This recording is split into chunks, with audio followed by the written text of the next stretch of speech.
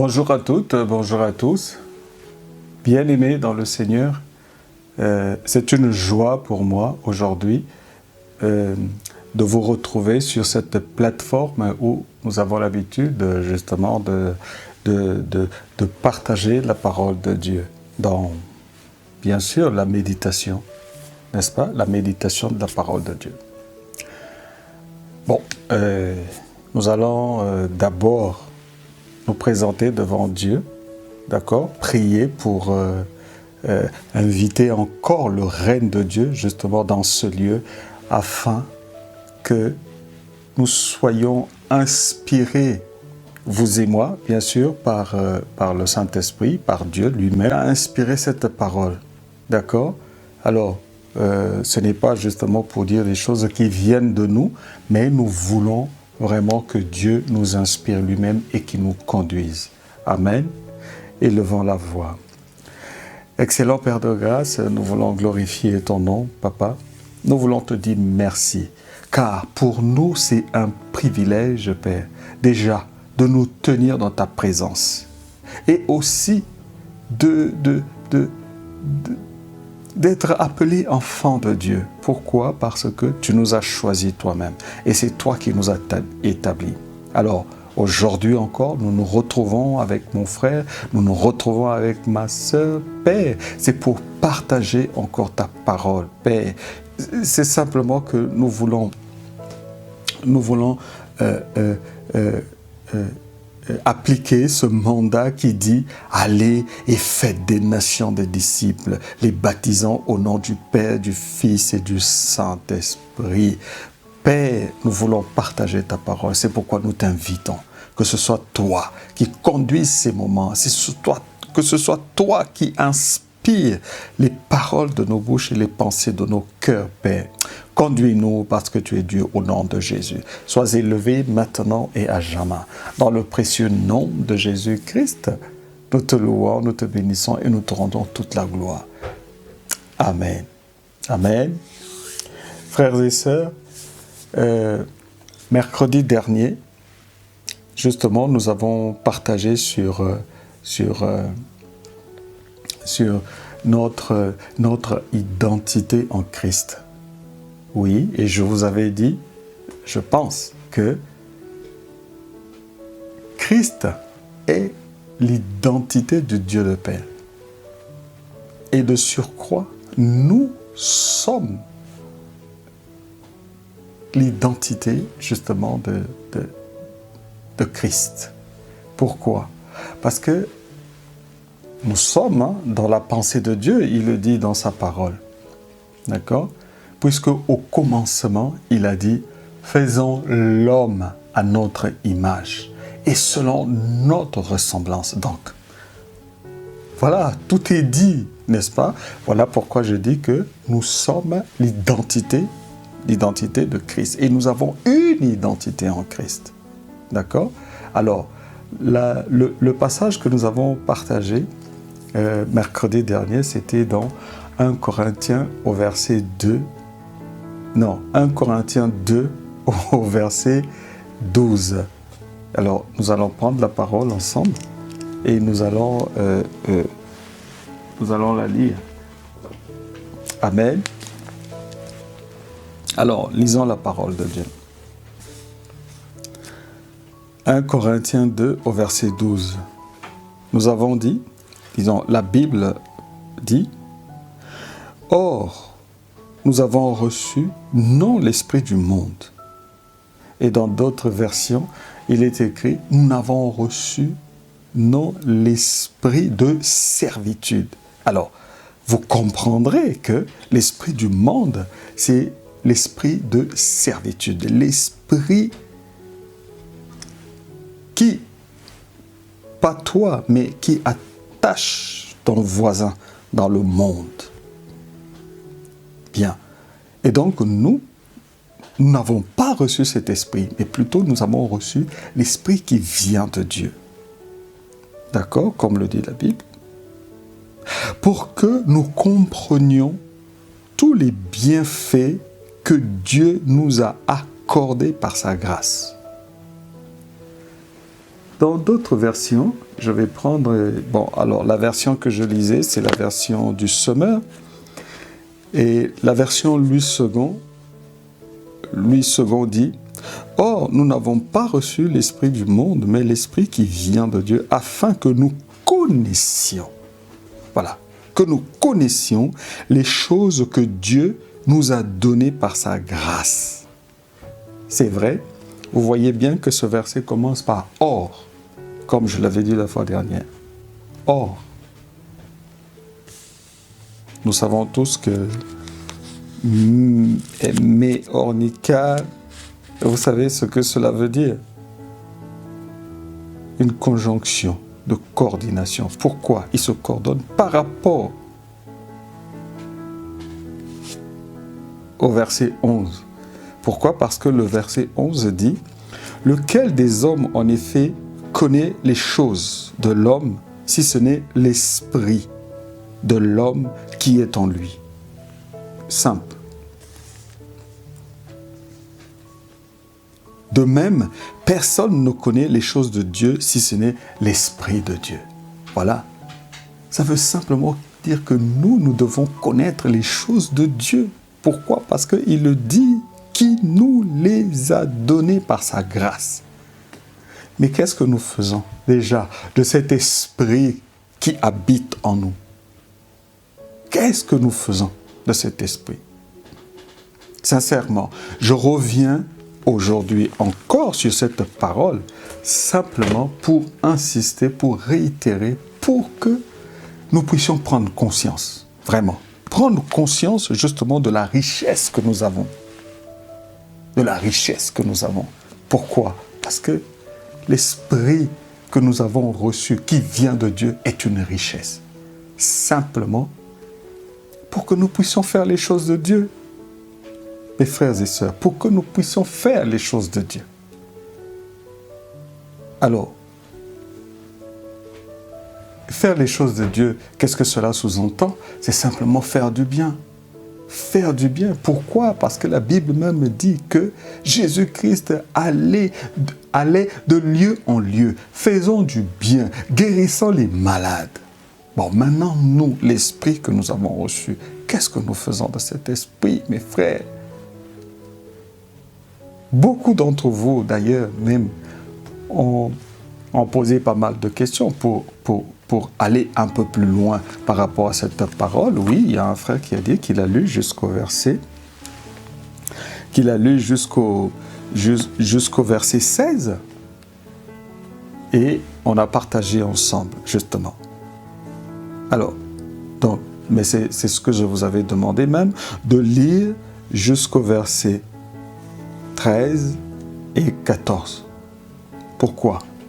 Parce que la Bible dit que, je vais continuer maintenant au verset 13, et nous en parlons non avec des termes qu'enseigne la sagesse humaine, mais avec ceux qu'enseigne l'Esprit. Ainsi, nous exposons les réalités spirituelles dans des termes inspirés par l'Esprit. Oui, pourquoi spirituel? Simplement parce que nous sommes spirituels. Alors, vous n'êtes pas censé ignorer que l'homme est composé de 3 entités. Donc, l'esprit, l'âme et cette enveloppe-là, justement, qui nous fait ressembler. Cette enveloppe, justement, qui fait que nous puissions, voilà, nous reconnaître. Pourquoi? Parce que Dieu est esprit et personne ne peut le voir, n'est-ce pas? Sinon, Ésaïe qui a dit qu'il a vu Dieu. Et Paul, justement, l'apôtre Paul qui a vu Dieu. Mais nous sommes des humains. C'est vrai qu'eux aussi, ils étaient des humains, mais remarquez que la Bible dit que « Mais l'homme livré à lui-même ne reçoit pas ce qui vient de l'Esprit de Dieu » au verset 14. Et dans la version de Louis II, le verset 14 nous dit « Si l'œuvre bâtie par quelqu'un sur le fondement subsiste, il recevra une récompense. Non, j'ai lu le verset 3. Au fond, c'est le verset 2. Oui, au verset 14, la Bible dit « Mais l'homme naturel ne reçoit pas les choses de l'Esprit de Dieu. » Et dans d'autres versions, il est dit « L'homme animal. » L'homme animal ne reçoit pas les choses de l'Esprit de Dieu. Alors, si seulement, quelque part, nous sommes homme animal, aujourd'hui, c'est le moment de prendre la résolution, justement, de quitter cette condition. Effectivement, nous poser la question de savoir, mais pourquoi les choses ne nous réussissent pas? Tout ce que nous entreprenons ne nous réussit pas. Voilà. En fait, prendre conscience, c'est simplement aller au plus profond de soi-même. Aller au plus profond de soi-même et aller se poser la question de savoir qui suis-je? C'est vrai, moi je le sais. Je dis que nous avons été créés à l'image de Dieu, que notre identité, par rapport justement à Christ, n'est-ce pas? Et nous faisons les choses que Dieu veut que nous fassions. Voilà pourquoi. Mais certaines personnes se disent, mais pourquoi les choses ne nous réussissent pas? Pourquoi nous sommes toujours là, nous tournons en rond? Et simplement, je dirais, vous ne vous êtes pas posé la question. Mais je pense que le moment est arrivé afin que vous puissiez taper du poing sur la table et prendre une décision afin de sortir justement de cette condition, je dirais même, pour ne pas dire de cette situation, de cette condition-là, la condition qui nous condamne à être, comme on le dit, des pique-assiettes ou encore des mendiants. Nous ne sommes pas mendiants. Nous avons reçu.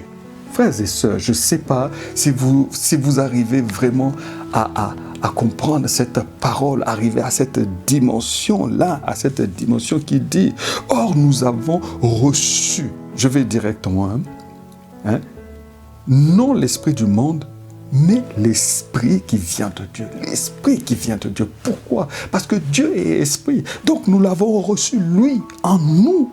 Et il habite en nous. Par le Saint-Esprit, Dieu habite en nous. Mais regardez la vérité en face, mes frères.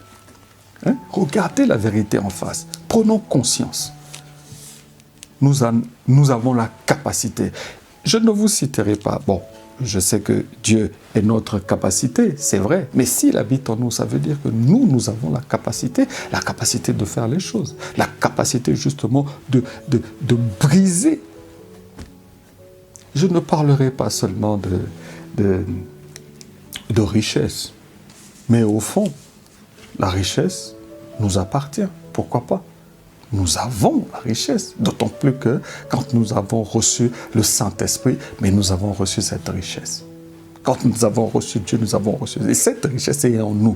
Et le Saint-Esprit est une richesse. Le Saint-Esprit est une richesse. Mon frère, ma soeur. Alors, je vous encourage, sincèrement, je vous encourage de sortir des sentiers battus, comme on le dit. Ok? De sortir des sentiers battus. Ce n'est pas aussi compliqué que ça. Il suffit simplement de prendre une décision. Pourquoi? Je vous donne un exemple encore propre de la Bible. Je pense qu'on en a déjà parlé. Le fils prodige, l'enfant prodige, comme on le dit souvent. Mais il est parti, il a fait ce qu'il pouvait faire dans le monde, encore dans la servitude. Il a fait, il a joui comme il pouvait jouir. Mais quand il n'avait plus rien, il était dépouillé justement de tous ses biens, de toutes ses richesses. Qu'est-ce qu'il s'est dit? Qu'est-ce qu'il s'est dit? Je pense qu'il a commencé à regarder à l'intérieur de lui-même pour dire, mais ceux qui travaillent chez mon père, ils mangent, ils dorment et moi, voilà la condition dans laquelle je suis. Voilà, il a fait l'examen de conscience, ce qu'on appelle l'examen de conscience. Et pourquoi pas nous aujourd'hui, justement, faire cet examen de conscience? Entrer à l'intérieur de nous-mêmes pour nous poser justement cette question de savoir, mais qui sommes-nous? Pourquoi vivons-nous ce que nous vivons aujourd'hui? Pourquoi? Vous est-il déjà arrivé justement de vous poser cette question? Et quelle a été la réponse? Pour ne pas dire quelle a été la décision. Voilà. Alors, quand nous méditons la parole de Dieu, effectivement, nous devons nous poser la question de savoir que dit le texte. Et par rapport à notre vie, comment est-ce que nous pouvons agencer justement ou encore voir cette parole de Dieu par rapport à notre propre vie? Voilà pourquoi il est question de nous, justement, dans la Bible. Il est question de nous. Et la question, aujourd'hui, que nous devons nous poser, mais que m'apprend la Bible? Que dit la Bible par rapport au passage que j'ai lu? Voilà la bonne méditation. Moi, j'ai fait cette méditation. Et j'ai dit, plus jamais je ne resterai à l'étape, pour ne pas dire le niveau où je suis. Je dois aller encore à un niveau, pour ne pas dire supérieur, mais à un autre niveau. Il faudrait que je quitte ce niveau où je suis. Frères et sœurs, prenons justement cette décision-là à partir d'aujourd'hui. Lisons la parole et ne soyons pas homme animal, homme charnel. Soyons plutôt spirituels. Pourquoi? Parce que la Bible dit que c'est spirituellement qu'on en juge. C'est d'abord, les choses ont d'abord été faites dans le spirituel avant qu'ils soient dans le naturel. N'est-ce pas? Sortons du naturel et allons dans le surnaturel. Pourquoi? Parce que nous faisons partie justement du surnaturel. L'esprit. Voilà. Méditez encore cette parole, mes frères. Méditez cette parole. Vraiment. Je pense que vous prendrez justement cette décision de changer les choses, de bouger les choses. Pourquoi? Parce que ce n'est pas normal. Ce n'est pas du tout normal. Rester dans cette situation-là. Voilà. Et bien voilà pourquoi la Bible est là. C'est la Constitution. C'est l'emploi. Le mode d'emploi, justement, de